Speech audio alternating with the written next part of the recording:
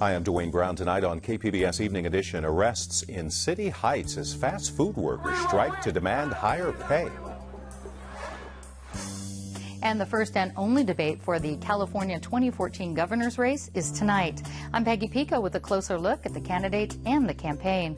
Plus, San Diego's public school kindergartners who are not fully immunized has doubled since 2007. What local doctors say about vaccines and public health concerns.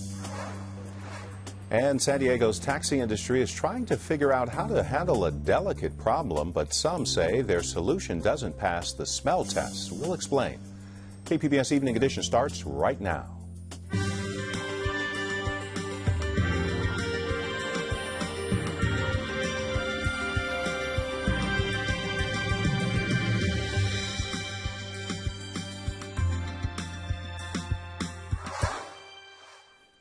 Hi, good evening. Thanks for joining us. Fast food workers rallied and marched in San Diego and across the nation today, calling for a $15 an hour wage and a chance to unionize. KPBS reporter Eric Anderson says the San Diego event ended with an arrest of about a dozen protesters. A City Heights parking lot was full of people supporting better pay for fast food workers. Beginning earlier this morning, all the way from New York City, moving west, we have been fighting for what we believe is right. And what they believe is a pretty good jump above the typical hourly wage of about $9 an hour. Assemblywoman Lorena Gonzalez says some progress has been made. There are minimum wage hike proposals being discussed in all the state's big cities, and some paid sick leave is now required for all workers. But Gonzalez says that's not enough. The disparity between what the CEO makes and the average worker has grown every single year. Profits are boundless right now for these big corporations, and yet the rank and file workers, the people who are on the streets, they have to rely on public services. And we as taxpayers end up funding that. So we're really subsidizing these big corporations, and it's time that all of us get together and say, you know, that's just not okay.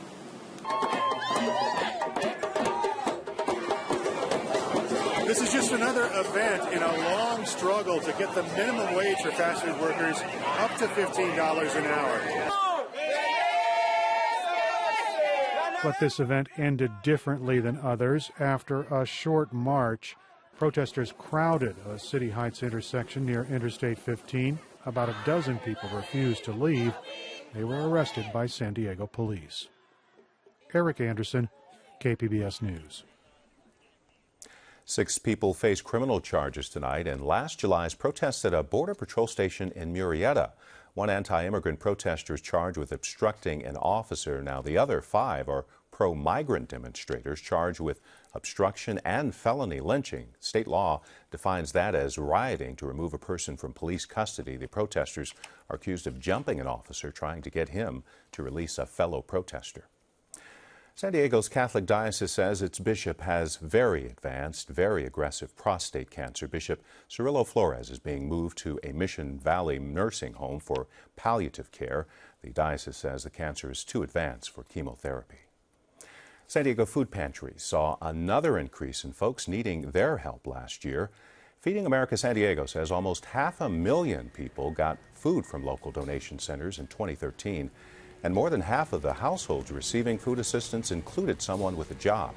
The report also finds a link between hunger and obesity. 67% of clients, when they do have money, are then buying often unhealthy food, which of course is what all of us do. You know, when resources are limited and you go to the store and the calories you can afford are often the least healthy calories, it's really important that we have organizations like Feeding America to respond to that. Feeding America San Diego says 75% of food it gives out is nutritious, including a lot of fresh produce. A coalition of Central Valley farmers has donated thousands of pounds of fresh produce to San Diego's food banks. KPBS reporter Susan Murphy tells us it's part of a statewide effort to help families affected by the drought. 2 semi-truckloads of peaches, honeydew melon, and other produce were delivered Thursday to the Jacobs and Cushman San Diego Food Bank. The donations will go toward feeding families of agricultural workers in Valley Center, Escondido, and Fallbrook who are unemployed because of the severe drought.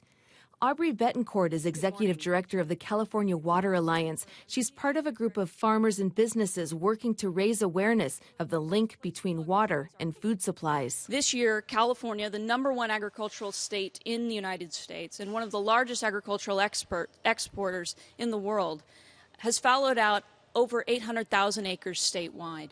And the effect of that dominoes throughout the economy and throughout the state. James Flores is president and CEO of the food bank, which distributes food to 370,000 people per week. He says the drought is hitting his organization twofold. Because one, the cost of fresh produce is going to go up significantly because of the lack of water and the lack of availability of the fresh produce, and also joblessness will increase because workers who depend on the agricultural industry will find themselves out of work. The San Diego Food Bank last year distributed 8 million pounds of fresh produce at 12 cents per pound. Flora says they're currently paying 15 cents per pound, and that price is expected to continue rising. Susan Murphy, KPBS News.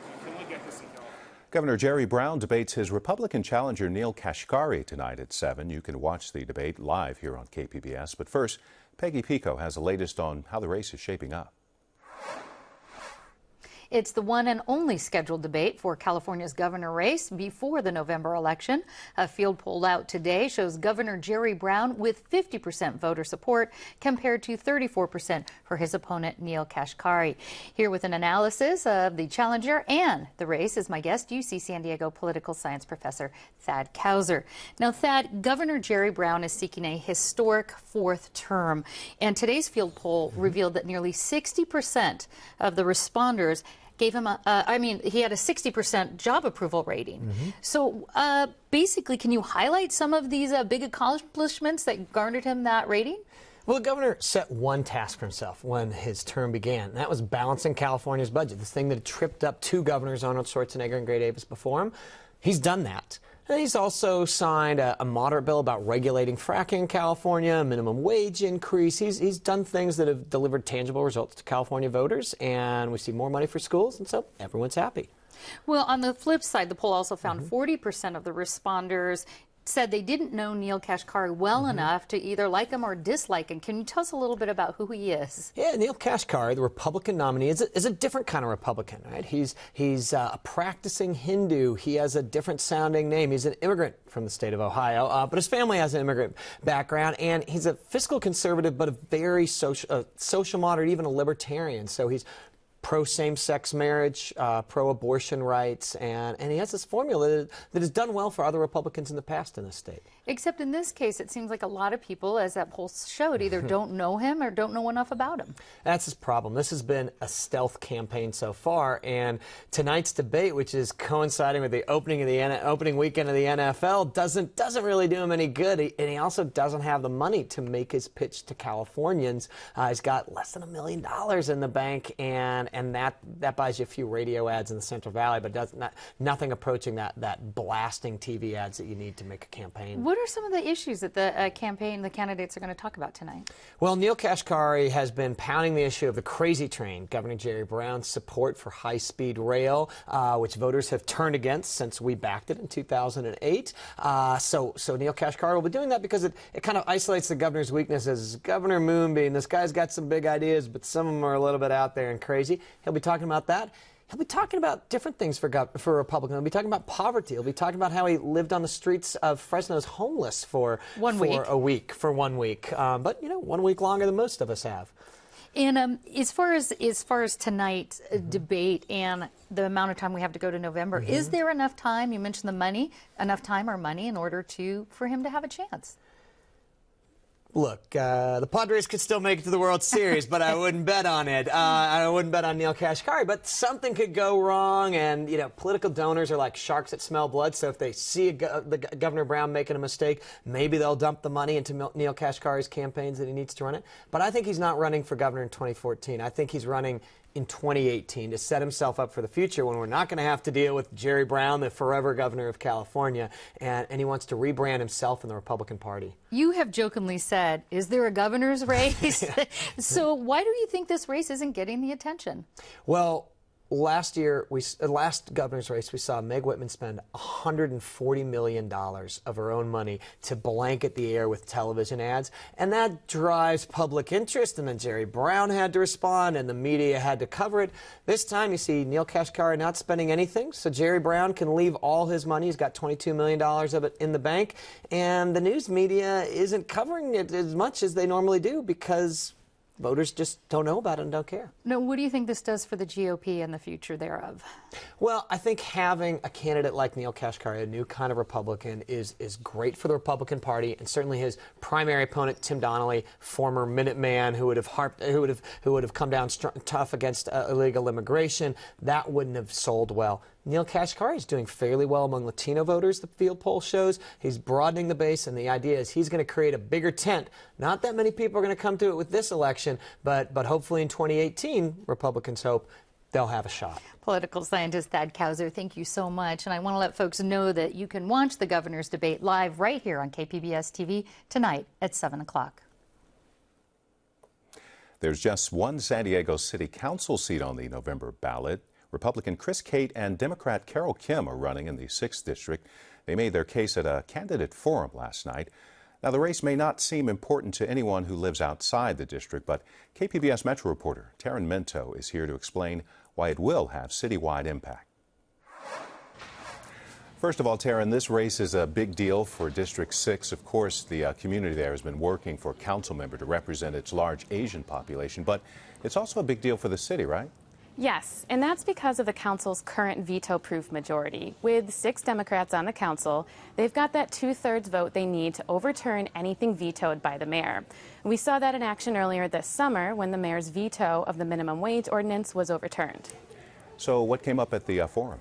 Well, it was co-hosted by the San Diego Police Officers Association, so the candidates gave presentations on how to boost police staffing. They both said it's their top priority, but they differed on their approach.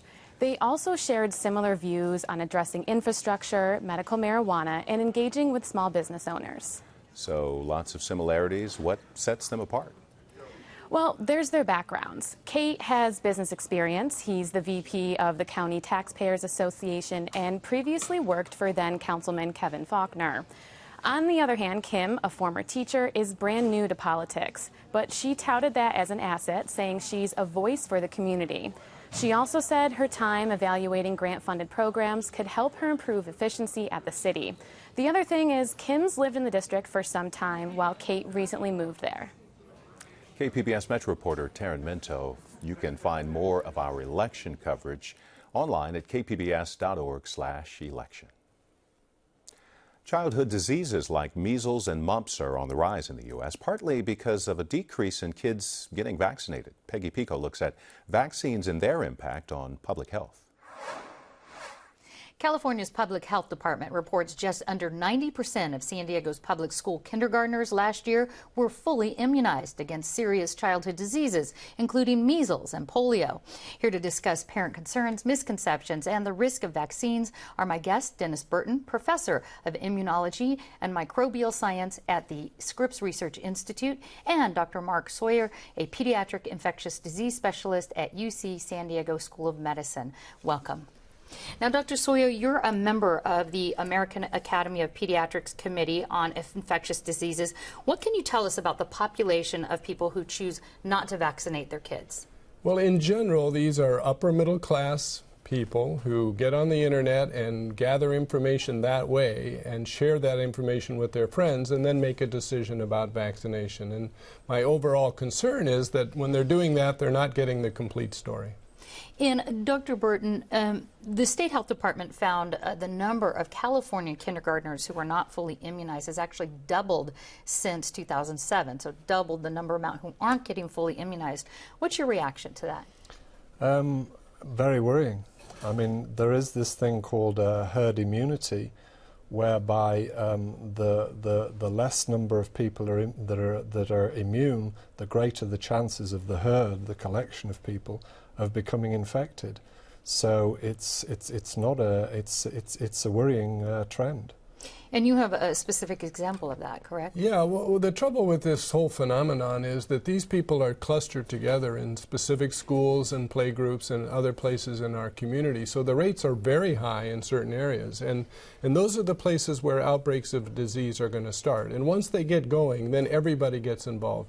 The children of parents who have made no decision about not vaccinating but just happen to be in the same school, and even some people who are vaccinated because the vaccines don't work all the time, so they can still get infections. Let's talk a little bit about the concerns of parents. California requires at least 5 vaccinations for kindergartners, including many of them that have a series of shots to be fully immunized. Some parents say that's too many vaccines, it compromises the immune system, it's not healthy. Are simultaneous, I'll start with you, vaccines healthy for kids? Yes, I mean, there's the study of vaccine safety is now the paramount thing that's looked at before a new vaccine is introduced into the program. And it is true that we give a lot of vaccines, and many more than when you and I were children, but they've been studied individually and they've been studied together. And the capacity of our immune system to respond is incredible. We could probably give 10 times as many vaccines. And Dr. Burton, I know research and studies from around the world have never linked autism to vaccines. Yet the perception that that's a problem still persists. Why do you think that is? It's very difficult to understand because the original reports have been completely debunked. The original scientific papers have been retracted. To be clear, the science papers that are talking about that there were supposed links. Correct. Mm-hmm. They were originally in the Lancet, a medical journal. They have been retracted, and the individual involved was actually struck off from the UK medical register. So it's being dealt with very effectively, and without doubt, there is no link that has been that there's any scientific evidence for. And Dr. Sawyer, I know there can be some side effects with vaccinations, autism not being one of them.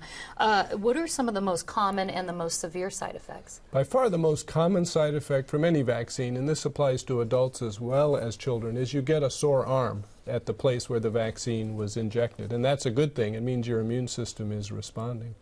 Vaccines can have severe side effects, but they're extremely rare, on the order of 1 in a million. And what's missing in the equation when parents are deciding about the vaccine versus the disease is that the consequences of the disease are much worse than the consequences of vaccine. And I'll start with you, Dr. Burton, on this one. There's a new state law that requires, Dr. Sawyer, a new state law that requires parents to talk with a health care provider before they exempt out of getting a vaccine. Do you think that'll increase compliance rates? I do. I think that's a step in the right direction because it's going to get parents good information. Instead of something they just find on the internet, they're going to talk to somebody who's been trained in the area of vaccines and can give them both sides of the story and give them information which they can then use to make an educated decision. All right. Well, we have a lot more on our website, kpbs.org. Dr. Dennis Burton and Dr. Mark Sawyer, thank you so much. Thank you. Thank you. Good evening. I'm Jansen Zink, here with News Director Suzanne Marmion. And starting right now, we have a dollar-for-dollar match in effect. For the next 5 minutes, your contribution to KPBS will be matched dollar for dollar for the first year. So your $10 a month sustaining membership will mean $20 a month for KPBS. And your $100 a month membership will mean $200 every month for the first year of your sustaining membership. This match was made possible by Mission Federal Credit Union. Please do your part now. Viewer support is the very essence of this station. KPBS Evening Edition, the PBS NewsHour, Frontline, and Washington Week all rely on the support of KPBS viewers. So don't wait. Go to kpbs.org and click Give Now, or call us at 1-800-576-KPBS. Become a member of KPBS right now with a contribution of $45. When you do, we'll be happy to send you the KPBS Canvas Tote Bag. Your contribution right now supports Fund Your Favorites Week on KPBS and allows us to keep our regularly scheduled shows on the air during fundraising campaigns. Contribute to KPBS today and support Fund Your Favorites Week. Sign up as a sustaining member at the $5 a month level or give $60 all at once. In return, we would love to thank you with the KPBS Corkscrew and Wine Stopper. This 2-piece stainless steel set comes in a wooden box emblazoned with the KPBS logo. The KPBS mug is available when you support Fund Your Favorites Week by signing up as a sustaining member at the $5 a month level, or when you decide to give a one-time contribution of $60. Go online to our secure website, kpbs.org, or call 1-800-576-5727.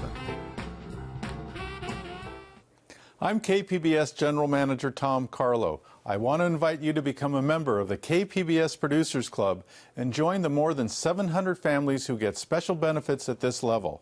A $1,200 a year investment in the KPBS Producers Club supports the quality programming and news that you've come to expect from us. But you'll also receive special invitations for exclusive events, a tour of KPBS by me, and opportunities to meet the personalities you've come to know on radio, TV, and the web. Please call 1-800-576-5727 to become a member of KPBS's Producers Club.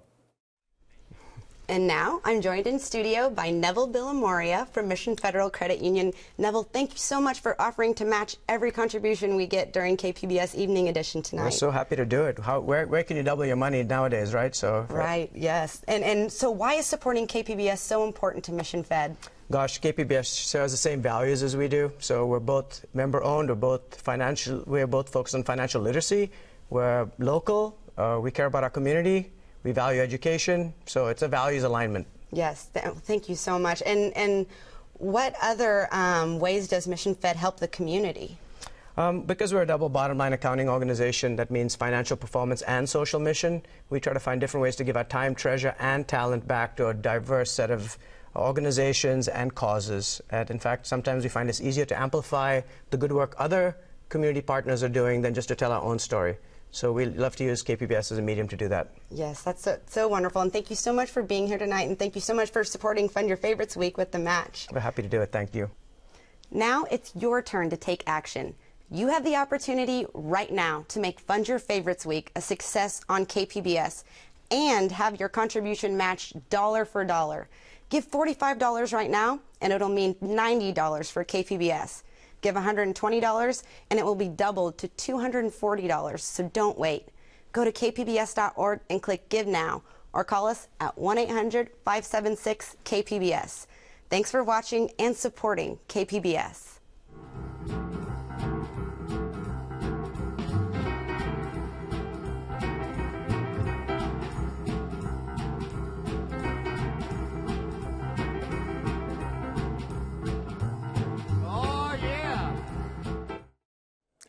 Cab drivers face increasing competition from rideshare services like Uber. One reason consumers say they're converting is to avoid the infamous smelly cabbie. The stereotype for predominantly immigrant drivers falls somewhere between playful and racist, but some in the industry say it's flat out wrong when it creeps into regulation. Speak City Heights reporter Megan Burke says driver advocates are crying foul over a smell test for cabbies at the airport. Ladies and gentlemen, Jerry Seinfeld. Body odor isn't the easiest thing for Americans to talk about, so we're going to ease into this one with a joke. I love how certain things about New York never change. They're always constant. They're always there for you. The cabbies and the BO. What is with the BO and these guys? How long are these shifts? Can't we get this man a 10-minute break for a shower? You're in the back. It's coming through the glass. You're just going, what in the world? Way to be mildly racist, Jerry Seinfeld.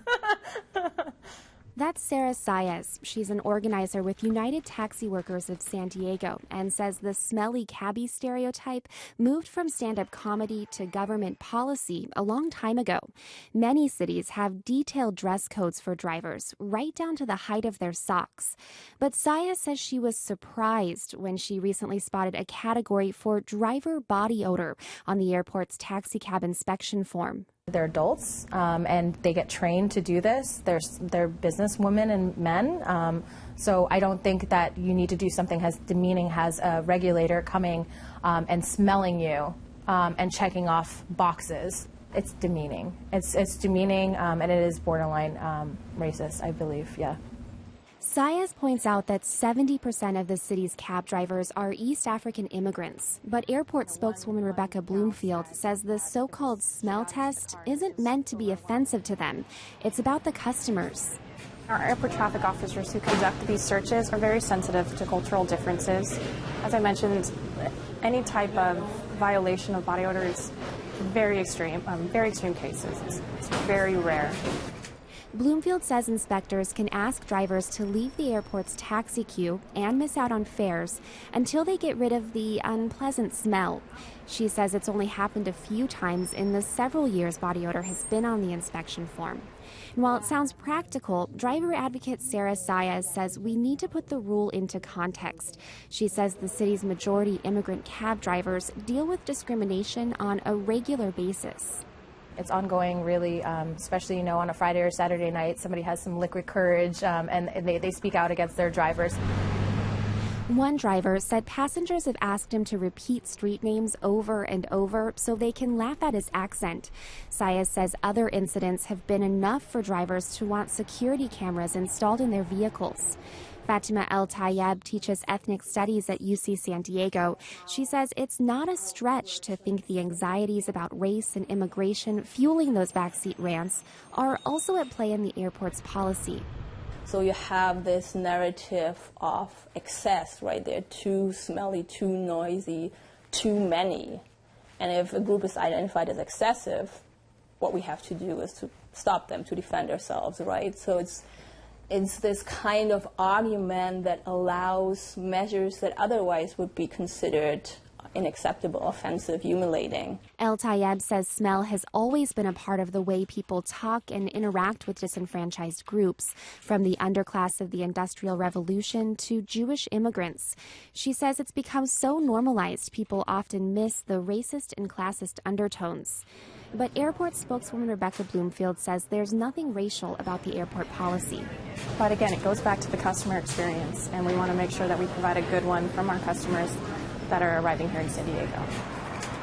And the airport is legally protected, says Susan Bissam-Rapp. She teaches labor law at Thomas Jefferson School of Law. She says general hygiene rules are common in the workplace, though they often tiptoe around smell so employers don't run into legal trouble.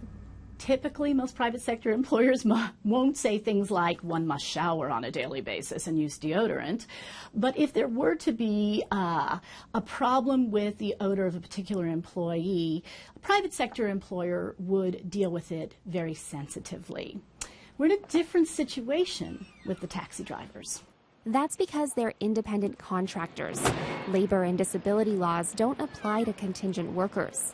Bissam-Rapp says the smell test may be legal, but she says the assumption that immigrant cab drivers need their body odor managed is troubling. I think before we pass rules like that, we need to think deeply about what our core beliefs are about the people who are earning their living in this fashion. And Bissam-Rapp adds that from a labor standpoint, we need to consider whether we're okay with this level of oversight.